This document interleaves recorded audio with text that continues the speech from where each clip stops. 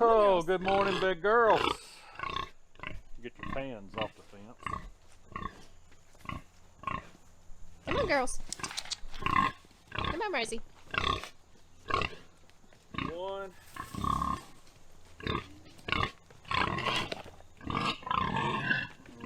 Watch the morning fight over the feed. And ha-ha.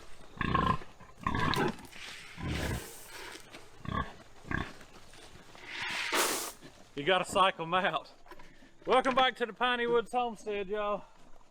This morning we're gonna go over here and put up a little something for a visual barrier for these piglets, because we're gonna open them up into their wooded paddock over here. Not these hogs, the piglets that are, I think they're about 14 weeks now. Guys, we appreciate you stopping here at the Piney Woods Homestead. Hit that like and subscribe if you hadn't. But if you have, as always, y'all, we appreciate you. Wild thing.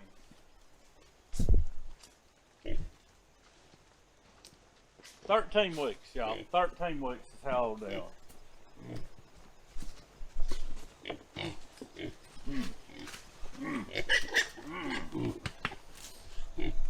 Good pigs. I'll go over there and get that other one. Y'all gonna move? You gonna move? There you go.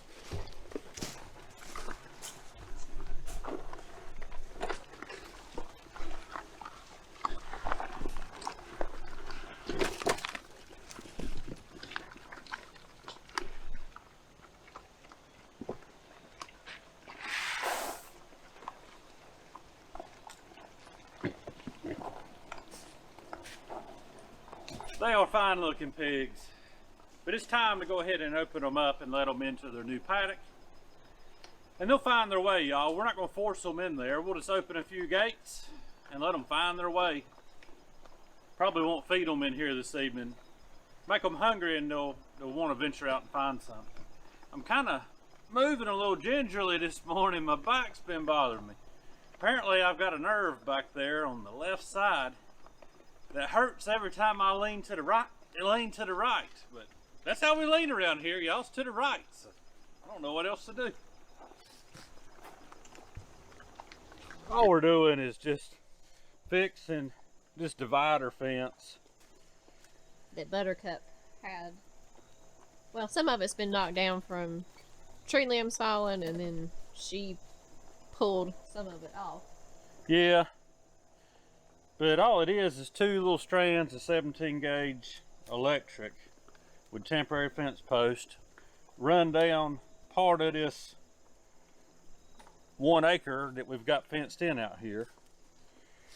And we keep this construction fence up, this orange stuff, as a visual barrier for the pigs, so that they won't just run straight through the fence, because they have done it. And they will do it, probably as soon as we put them in here. They just got to learn. It's a whole new barrier that they've got to learn. So we've had this divider fence up for several years. It works well to give them a visual barrier. None of the piglets have ever went through. Dixie did come across it from the other side when she was a little bit older, when we moved her in with Rosie to keep her, and she just got excited because it was feeding time and jumped up on the fence thinking it would hold her, and the fence both came down. But other than that, it works well because they see this, and if they're not paying attention, they'll hit the fence. But this just gives them that visual to say, hey, don't get too close to that. Come on, Dixie.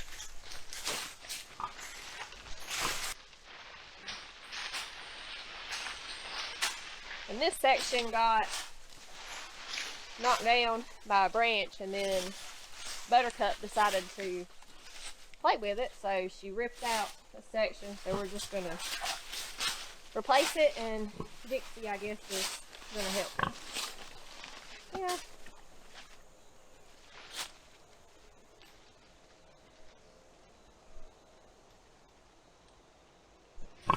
And it doesn't matter which side you put that barrier on because it's plastic, it's insulated. Yeah.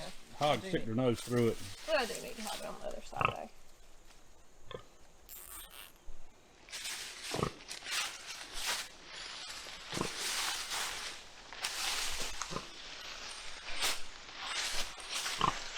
Come on.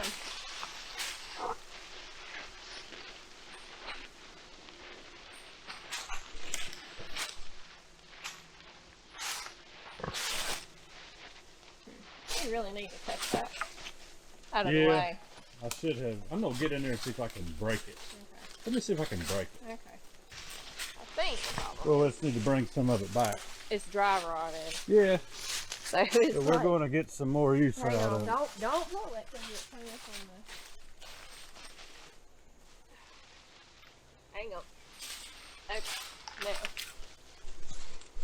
Now. Now you should be able to walk on down and get what you need. There you go. We'll zip tie it up to this sapling here too. Yeah.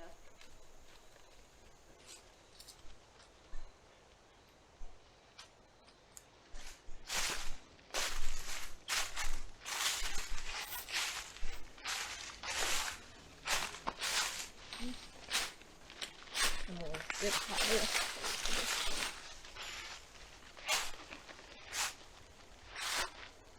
Zip ties are your friend. They are.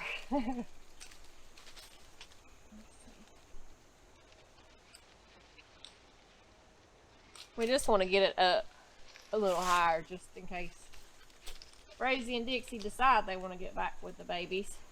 But I don't think they will. No, they won't. They're content. Yeah. That's better.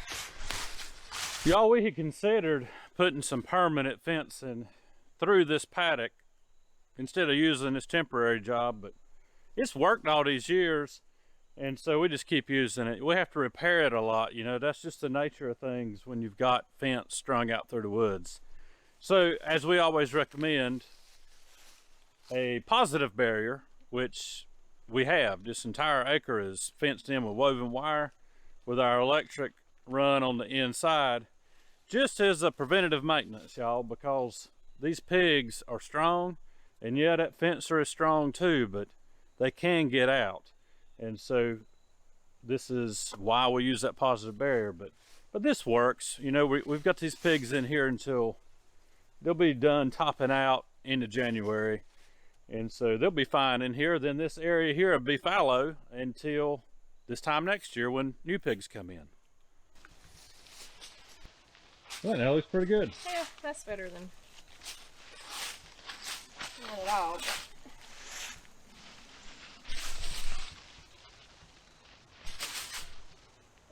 and it doesn't matter if the construction fence touches this because it doesn't short it out. So.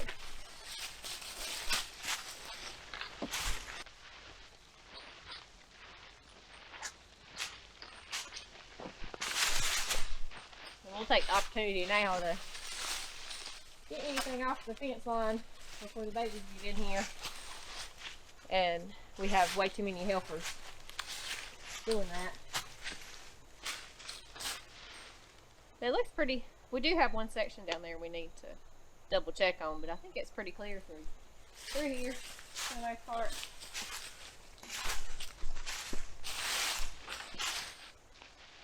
And anything bigger that they can root up against the fence and short it out, we're going to go ahead and clear that out and make sure none of that's going to be a problem so we don't have to worry about it.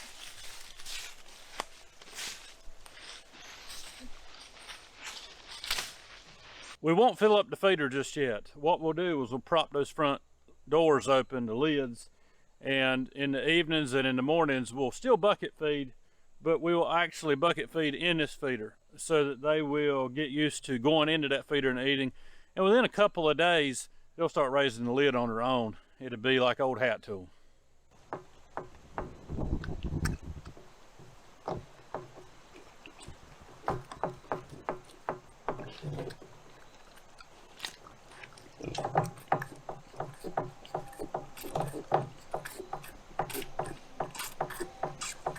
Another step we got to do is cut off the access down this chute that leads down to where Buttercup is.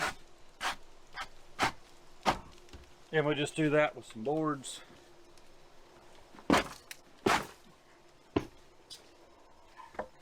That they can't jump over.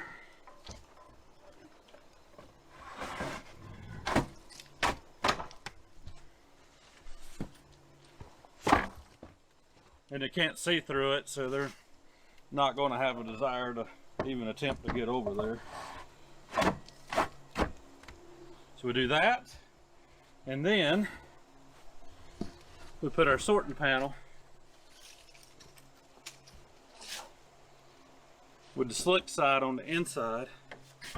So that they can't get their Snouts. yeah, because the other side has little grooves and indentions that they could take their snout and Yeah. push it up with. And the very last step, y'all, that we'll do after we cut the electric back on, because it's been off while we've been in here working, is to open up this side gate. You really can't see it from over there, can you? No. This side gate, we'll open that up, tie it up on the inside, and we'll leave the guillotine door open so that these pigs can come in and out to where they've already been used to being fed. And they've been trained to electric in here, y'all. They've been in here for, what, 4 weeks or more? Yeah, at least. Well, since they were 8 weeks old, they've been in here. So 8, 9, 10, 11, 12, 13. 5 weeks. So they're trained to electric. That way when they go out here, they're going to be accustomed to electric. They're not just going to try to run through it. They're going to walk up to it, probably touch it once or twice, and that'll be the end of it. But we'll leave this open. Eventually we'll shut the guillotine door so that they cannot get back in here and just create a mess this winter in this small enclosed space. But they'll still have access to the barn because we want them coming in and out so that when it comes time to dispatch animals for barbecuing pigs, for processing hogs, it's easy to get them in here and contain them.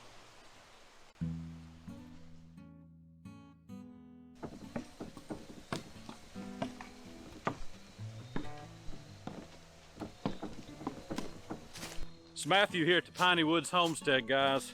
If you have tried our Piney Woodsman Beard Balm, you're going to be thrilled over this. We've come up with a new flavor, as we call them around here, guys. Deer Stand, that's what it's called. It's going to remind you of deer hunting in the fall.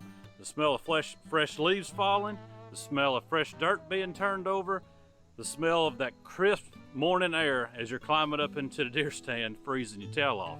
Guys, you're going to love Deer Stand from Piney Woodsman.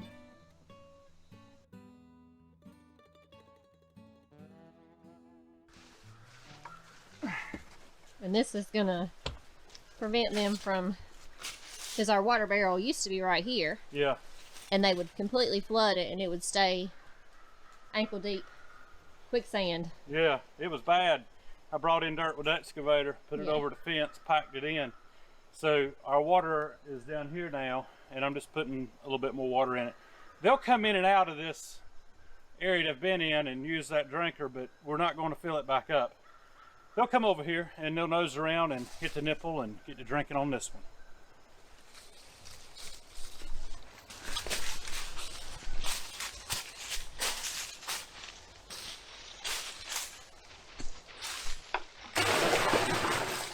That's enough water in there for now. Oh yeah. I'll go in there and check the nipple on the bottom, and there's 2 nipples on this water, one a little higher. Make sure it's flowing. But this barrel's been cleaned out. The only thing that's in it right now is a little bit of rainwater and about 20 gallons of water we just put in it. So they'll have a nice spot over here, and it don't matter how much they destroy this area over here. It doesn't interfere with coming in and out of the paddock. That way they're just not going to have a mess. Because my rubber boots aren't as good as they used to be. Fence is on. Alright. These pigs, they'll come on out here today and wander around.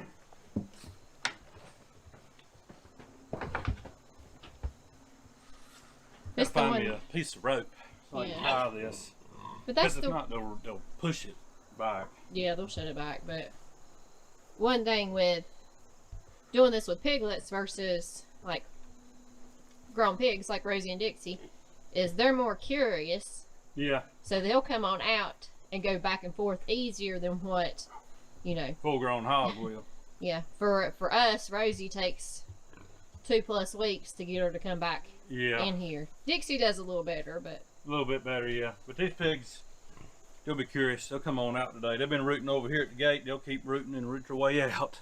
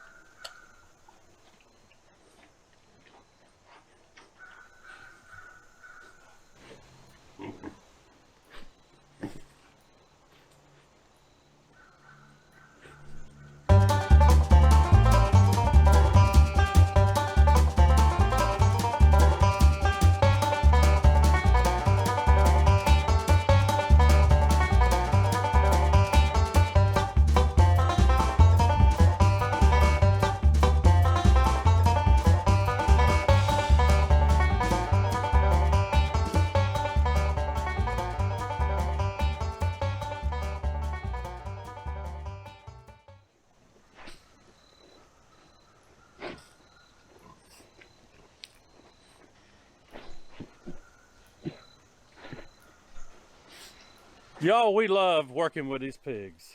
It's a lot of work, and anybody tells you it's not, maybe they're just growing them and not doing all that we're doing. But you know, when you breed, farrow, finish, process, and butcher, it's a lot of work, y'all.